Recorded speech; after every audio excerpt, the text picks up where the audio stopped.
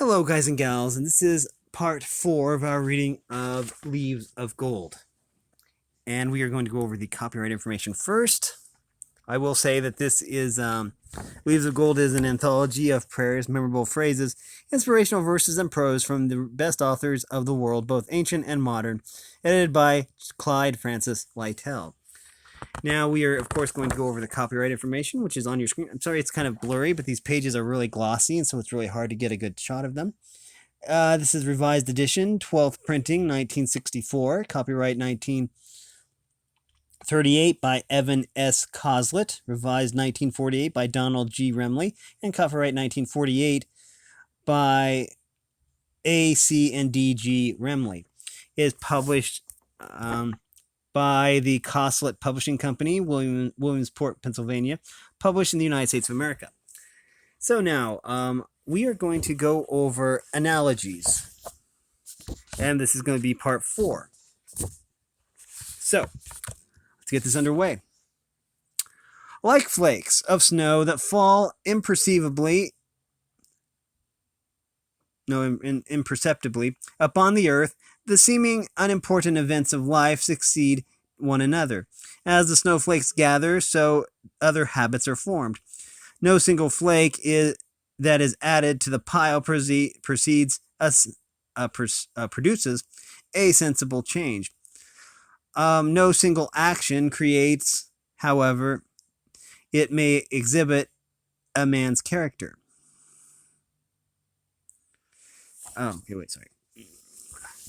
Sorry, let's. The language here is a little bit difficult. Sorry about that. Okay, let's try this again. Like flakes of snow that fall imperceptibly upon the earth, the seemingly unimportant events of life succeed one another.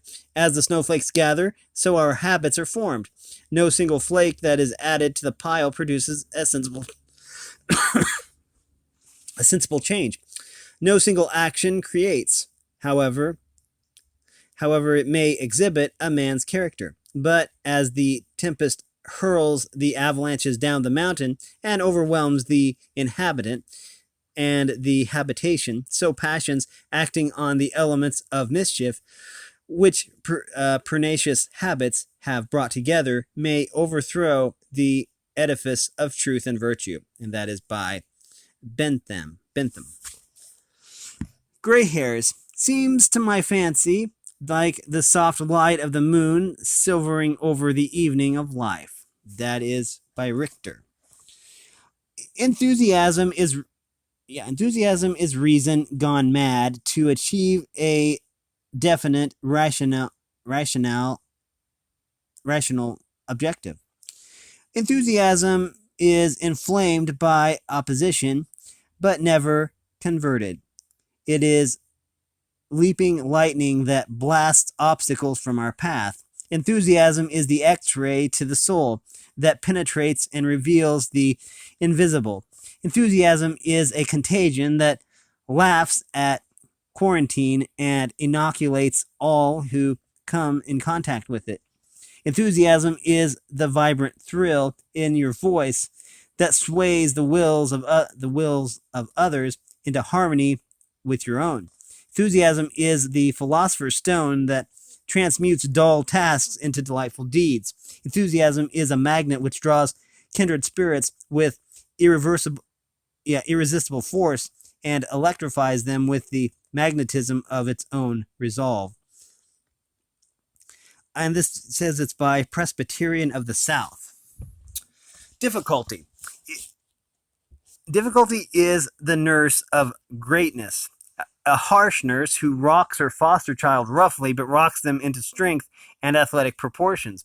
The mind, grappling with great aims and wrestling with mighty impediments, grows by a certain necessity to the stature of greatness.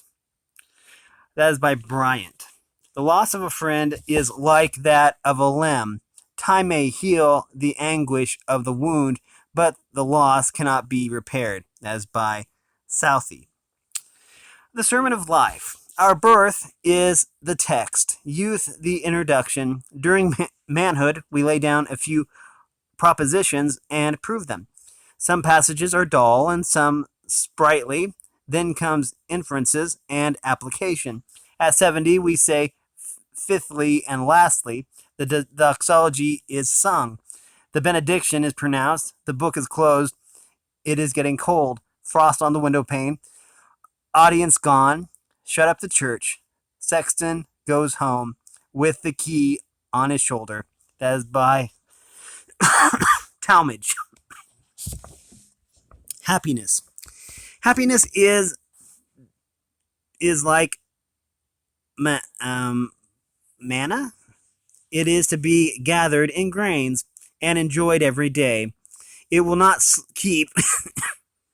I've never seen manna spelled that way before, though. It's spelled M-A-N-N-A. Okay, sorry. Gathered in grains and enjoyed every day. It will not keep. It cannot be accumulated, nor have we got to go out of ourselves or into remote places to gather it, since it is rained down from heaven at our very doors. As by Tyrone Edwards. False happiness is like false money. It passes for a time as well as the true, and serves some ordinary occasions. But when it is brought to the touch, we find the lightness and alloy and feel the loss. As by one of the popes, I guess. It says Pope. Life is like a beautiful and winding lane. On either side, bright flowers, beautiful butterflies, and tempting fruits, which we scarcely pause to admire and taste, so eager are we to hasten to an opening, which we imagine will be more beautiful still. But by degrees, as we advance, the trees grow bleak, and flowers and butterflies fail, the fruits disappear, and we find that we have arrived to reach a desert waste. And that's by Sala. Troubles. I think that human life is much like... Okay, here we go. Troubles. I think that human life is much like road life. You stand on a hill and look down and across a valley, and another prodigious hill lifts itself up on the other side. The day is hot, your horse is weary, and you are tired, and it seems to you that you cannot climb that long hill, but you had better trot down the hill you are on, and not trouble yourself about the other one. You find the valley pleasant and inspiring. When you get across it, you meet only a slight ascent, and begin to wonder where the steep hill is which you saw. You drive along briskly, and when you reach the highest point, you find that there has not been an inch of hill over which you had not trotted. You see that it was illusory. The slight ascent looks almost like a perpendicular steep, but when you came to pass over it step by step, you find it to be a good traveling road. So it is with your troubles. Just in that way, your anticipations of mischief hang before you. And when you come to where you are, you find things to be all smooth turnpikes. Men ought to be ashamed after they had done that 2 or 3 times not to take the hint and profit by it. Yet they will not. They will suffer from anticipated troubles just as much as though they had no such experience. They have not wit enough to make use of the lesson which their life is continually teaching them, namely that a large majority of the troubles which they worry themselves about beforehand either never come or are easily borne. They form a habit of fretting about future troubles.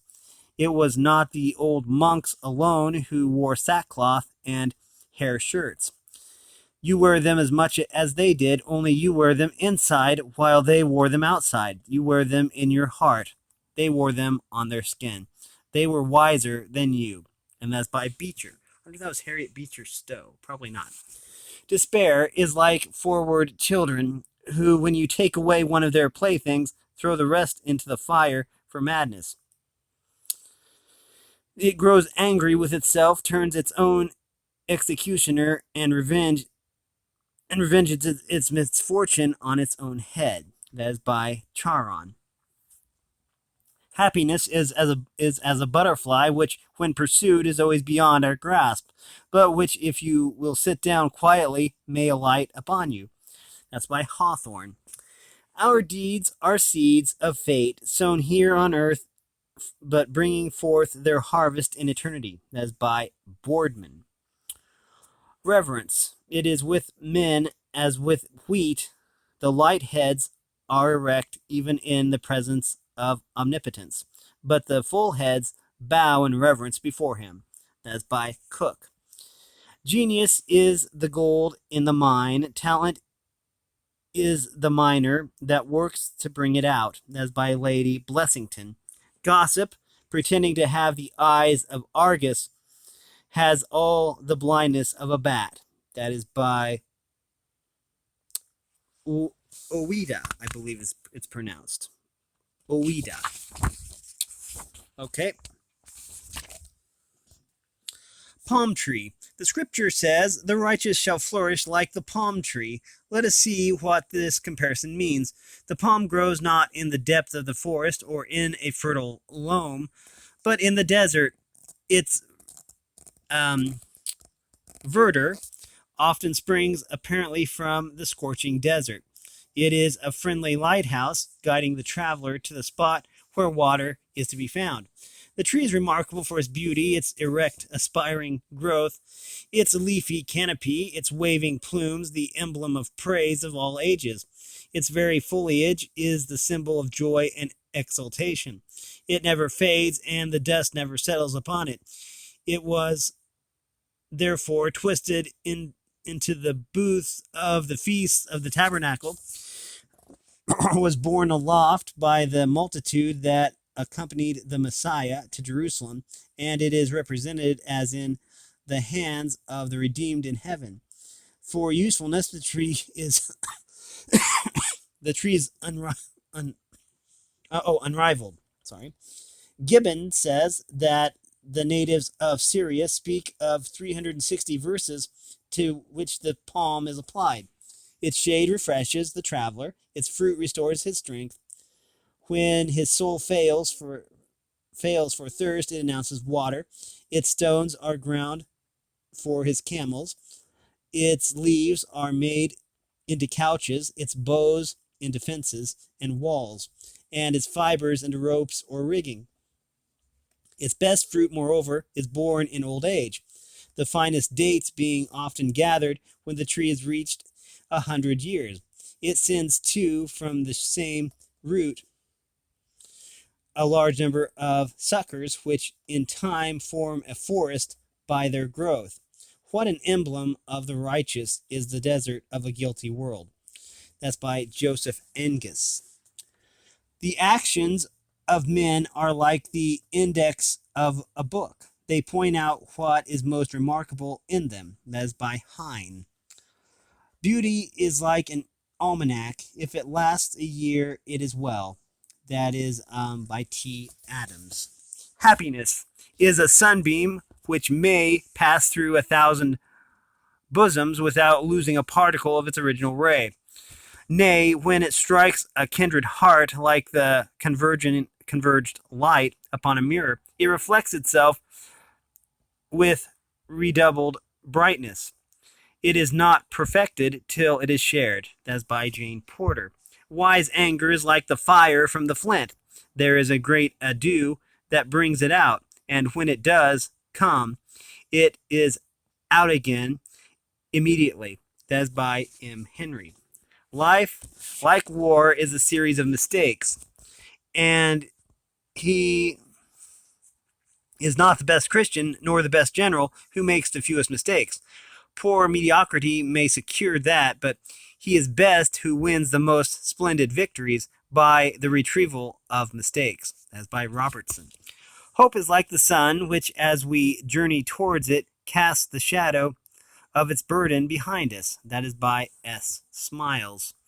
The light of friendship is like the light of phosphorus, seen plainest when all around is dark.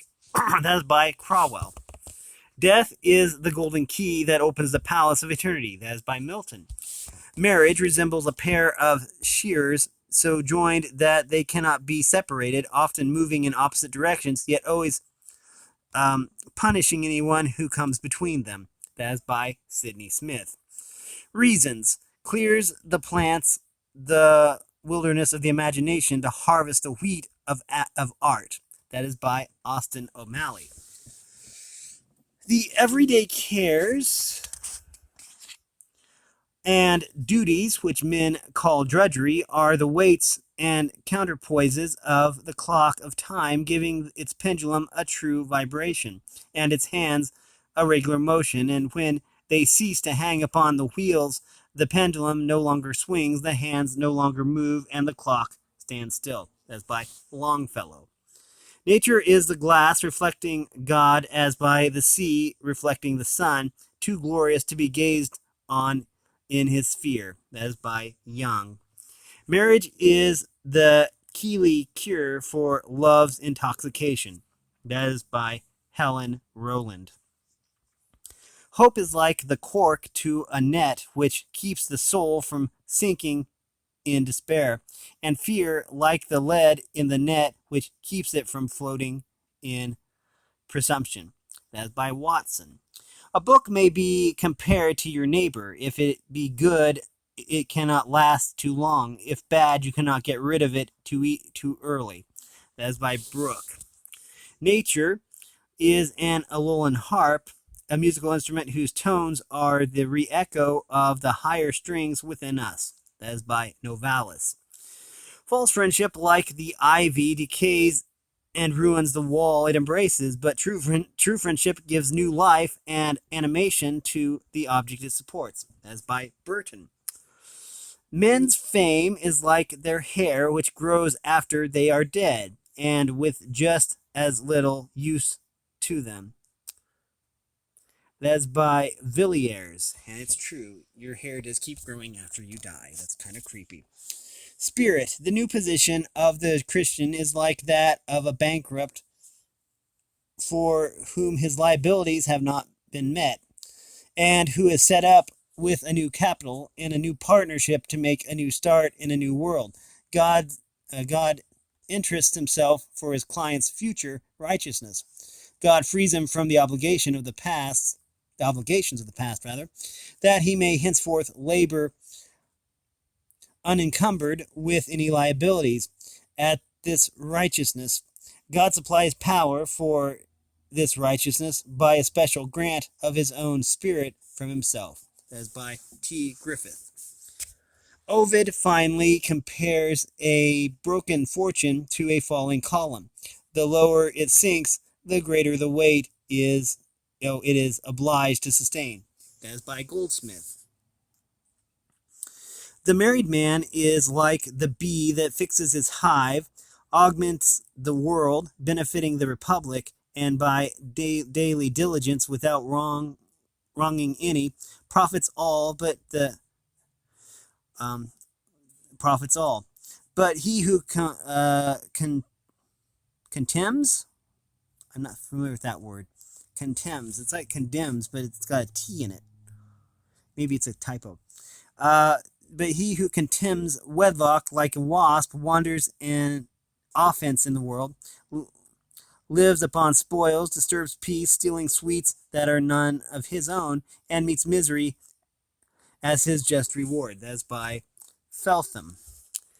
The avaricious man is like the barren sandy ground of the desert, which sucks in all the rain and dew with greediness, yet yields no fruitful herbs or plants for the benefit of others. That is by Zeno. Death is like thunder in two particulars. We are alarmed at the sound of it, and it is formidable only from that which has preceded it. That is by Colton. A noble deed is a step towards God. That is by Holland. Check something real quick here. Okay. We still have a few pages to go, so this one might run a little long. Divine fire. Look at a coal covered with ash. There is nothing appearing in the hearth, but only dead ashes. there is neither light nor smoke nor heat, and yet when those embers are stirred to the bottom, there are found some living gleams, with which do but contain fire, and are apt to propagate it. Many a Christian breast is like this hearth. No life of grace appearing there for the time either to his own sense or to the apprehension of others. While the season of temptation lasteth, all seems old and dead, yet still at the worst there is a secret coal in his bosom, which upon the gracious motion of the Almighty doth manifest some remainders of that divine fire, as is easily raised to a perfect flame. Let no man therefore deject himself or censure others for the utter extinction of that spirit which doth but hide itself in the soul of for a glorious advantage. And that's by Spencer. Learning is like mercury, one of the most powerful and excellent things in the world in skilled hands. In the unskilled, the most mischievous. That is by Pope. Life like a dome of many-colored glass, stains the white radiance of eternity. That is by Sheely. Clear writers, like clear fountains, do not seem so deep as they are. The turbid look the turbid look the most profound. That is by Landor.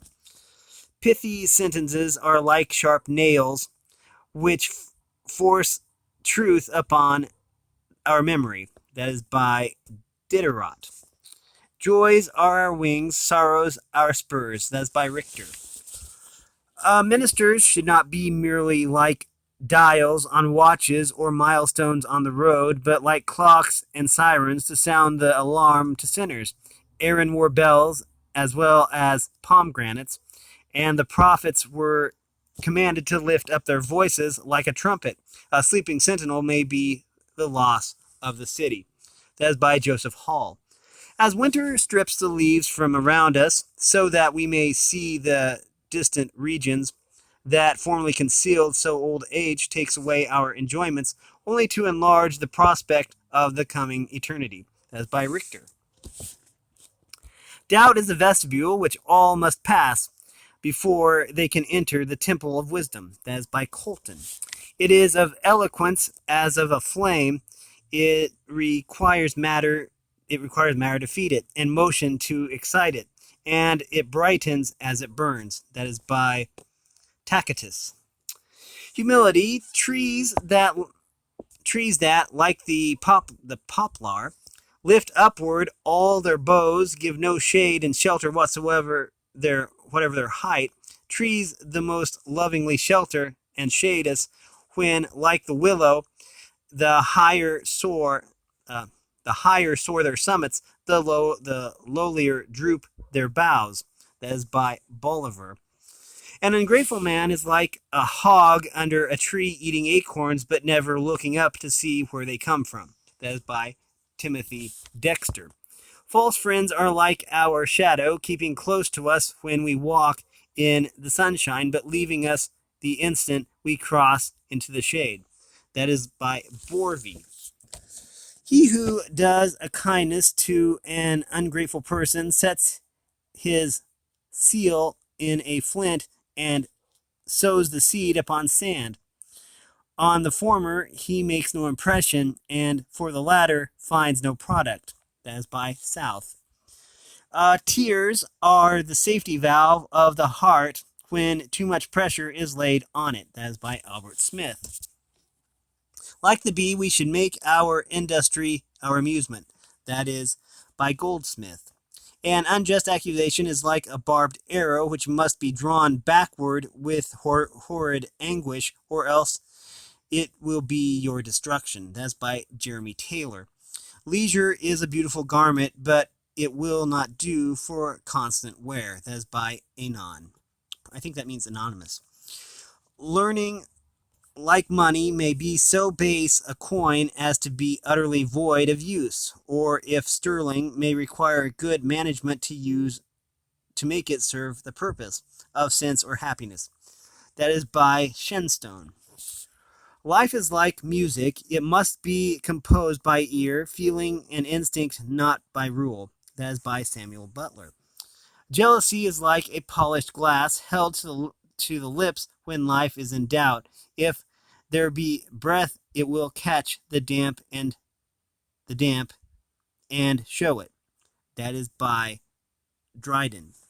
The sorrows of a noble soul are as many frosts, or as may frosts, which precede the milder season, but the sorrows of a hardened lost soul are in autumn frosts, which foretell but the coming of winter. That's by Richter.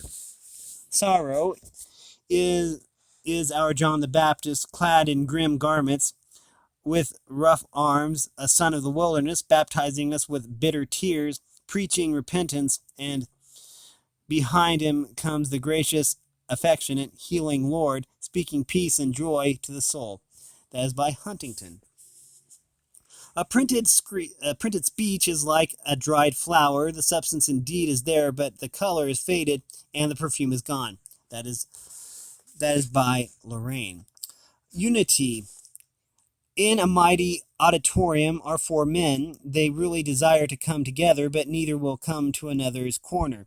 In the center of the room is a beautiful fountain. Finally, someone proposes that they all meet at the fountain. They start for the common center. They come on 40, 50, 100 feet. The nearer they come to the fountain, the nearer they come to each other, each making concessions of location and space. At last they reach their destination and clasp hands around the sparkling waters of the fountain. Jesus Christ is the great fountain of life. Liberty and love is set up in the center of the world. The nearer God's children come to Christ, the nearer they will come to each other. Let us help hasten the day when we can all clasp hands and sing, "Blessed be the tie that binds our hearts in Christian love." Let the Christian world strike hands in the spirit of those of old who said, "We are brethren." That's by Paul. Style is the gossamer on which the seeds of truth float through the world. That is by Bancroft. Time is the crystals of eternity. That is by Richter. Okay, we're getting almost done. We still have a few pages left. Comparisons, sorry. Robert Hall once told a minister that the chief fault he found with his sermons was that there were no quote-unquote likes in them. He didn't like them on the account, I must say, I shouldn't care to live in a house that was all windows. Yet I fancy it would be rather dull and dingy if in a house that hadn't any. An occasional opening relieved the deadness of the brick wall, so Christ's utterances were lit up with frequent likes, quote unquote, of all kinds, and the quote unquote common people were charmed with them and liked them uncommonly. Benjamin Franklin, the distinguished natural philosopher, made known to the world some of the important discoveries in regards to lightning and electricity by means of such a paltry instrument as a child's kite.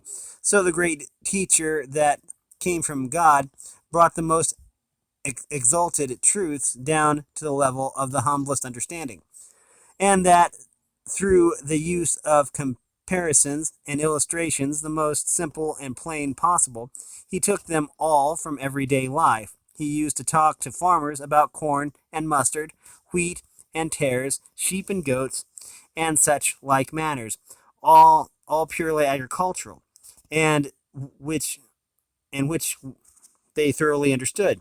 He used to talk to fishermen about matters widely different, and such as belonged to their craft, nets and fishes, to gardeners about vines and fig trees, to women about domestic matters, such as come within their providence, kneading dough and sweeping houses.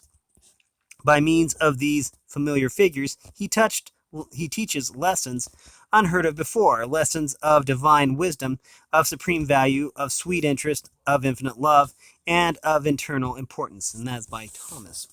Temptation is the fire that brings up the scum of the heart. That is by Boston. Pride, like laudanum and other poisonous medicines, is beneficial in small, though injurious in large quantities. No man who is not pleased with himself, even in a personal sense, can please others. That is by Frederick Saunders. Knowledge is not a couch whereon to rest a searching and restless spirit, nor a terrace for a wandering mind to walk upon with a fair prospect, nor a power of state for a proud mind to raise itself upon, nor a sort of commanding ground for strife and contention, nor a shop for profit and sale, but a rich storehouse for the glory of the Creator and the relief of man's estate. That's by Bacon.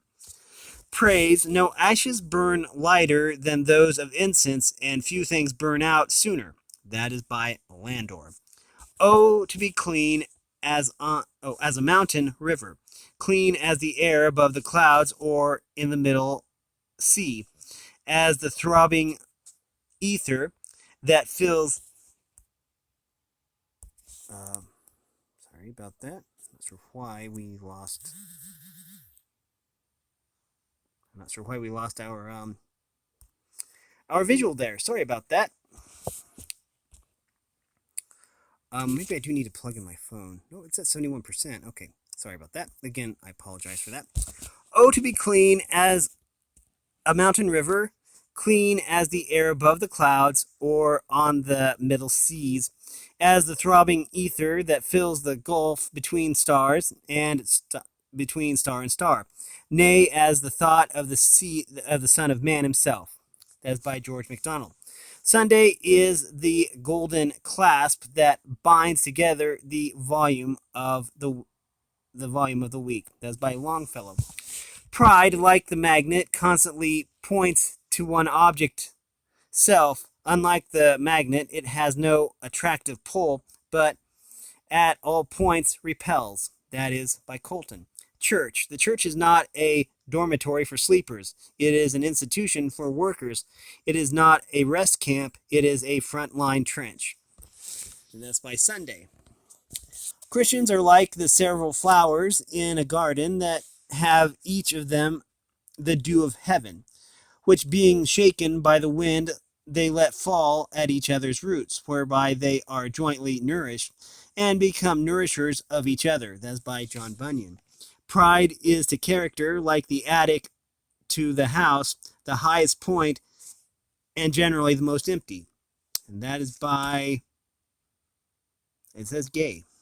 Okay.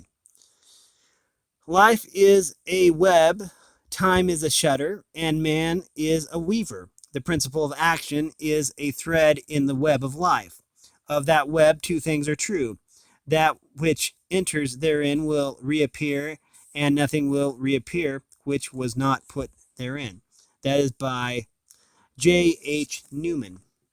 The virtues, like the muses, are always seen in groups. A good principle was never founded solitarily in any breast. That is by Jane Porter. Worldly riches are like nuts. Okay. Many clothes are torn in getting them, many a tooth broken in cracking them, but never a belly filled with eating them. That's very true. That is by Venning. As the ivy twines around the oak, so misery and misfortune encompass the happiness of man. Felicity, pure and unalloyed, is not a plant of earthly growth. Her gardens are in the skies. That is by Burton. A world without a Sabbath would be like a man without a smile, like a summer without flowers, and like a homestead without a garden. It is the joyous day of the whole week. That is by Beecher. A man without purpose is like a ship without a rudder, a waif, a nothing, a no man.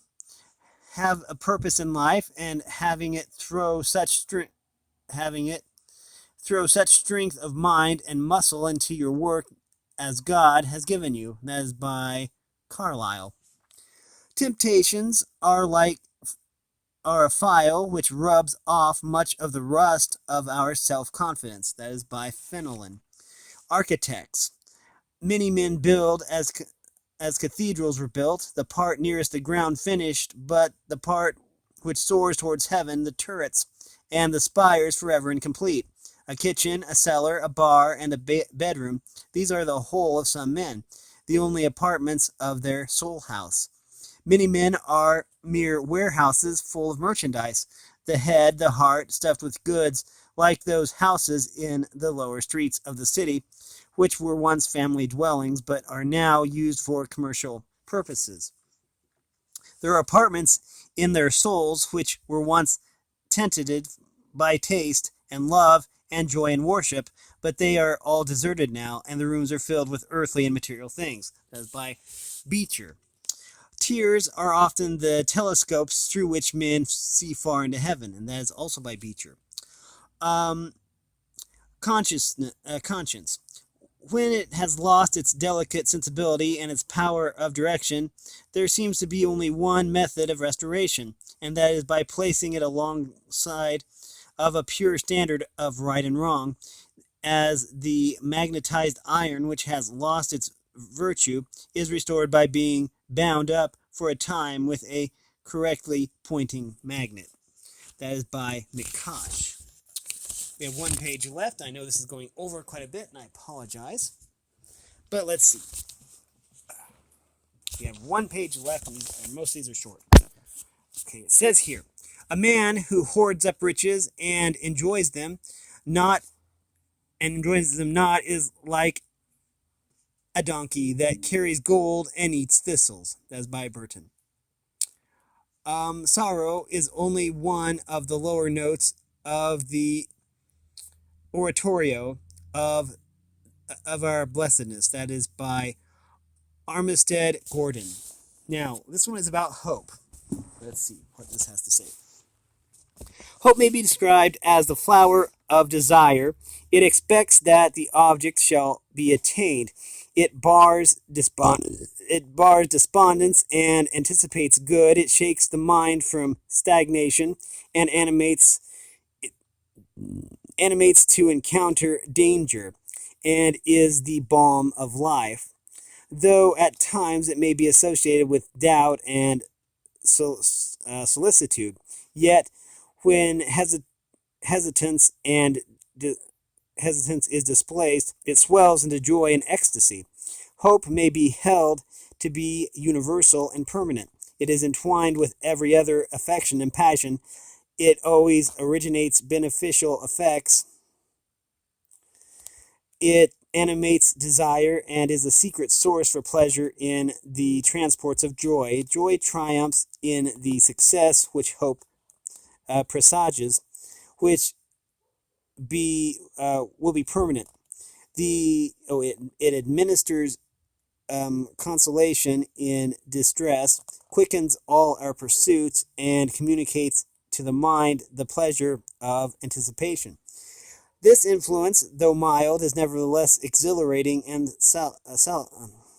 salutary. There is no happiness which hope cannot promise, no difficulty which it cannot surmount, no grief which it cannot mitigate. It is the wealth of the indigent. It